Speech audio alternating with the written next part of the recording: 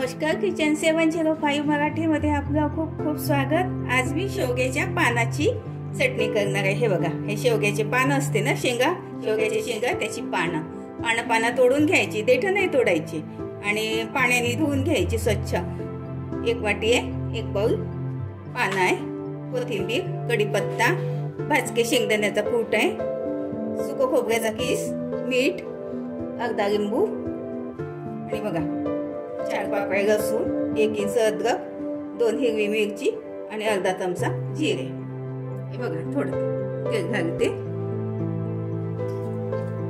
बघा, फोडणीला जिरे घालते, मिरची, थोडं लसूण,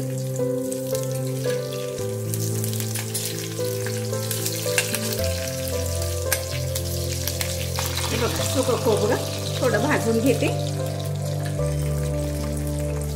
कढीपत्त्याची पानं थोडं टाकून परतून घेते।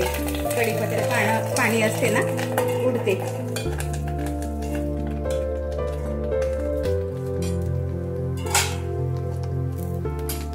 हे बघा, पानं घालते।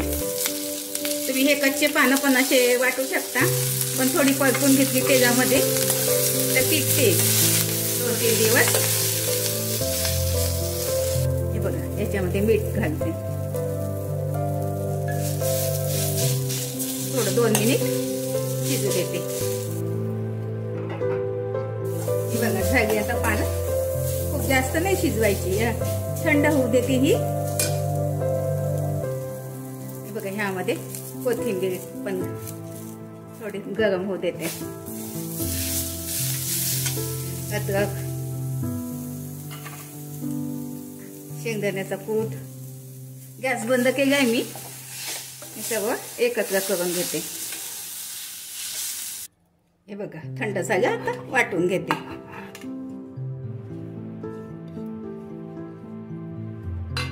ह्यामध्ये थोडा लिंबू घालते, लिंबाचा रस, छान चव येते।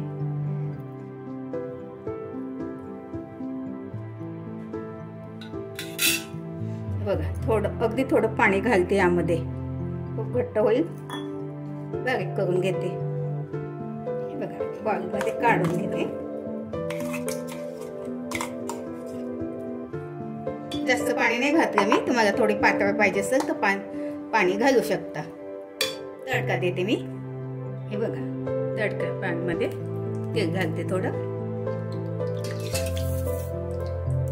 हे बघा, तेल गरम झालंय, जिरं मोहरीची फोडणी देते, सुक्या लाल मिरच्या,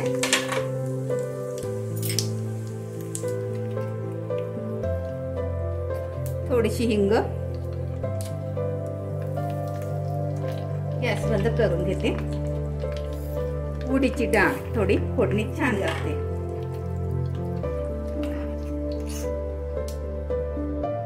कढीपत्त्याची पानं थोडी झाकून घेते।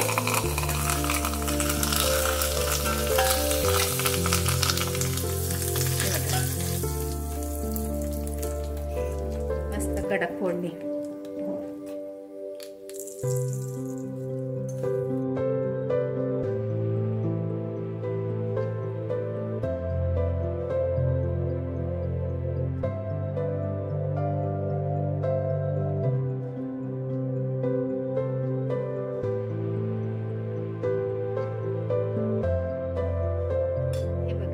शेवग्याच्या शेंगाची पानाची भाजी बघा, खूप छान होते।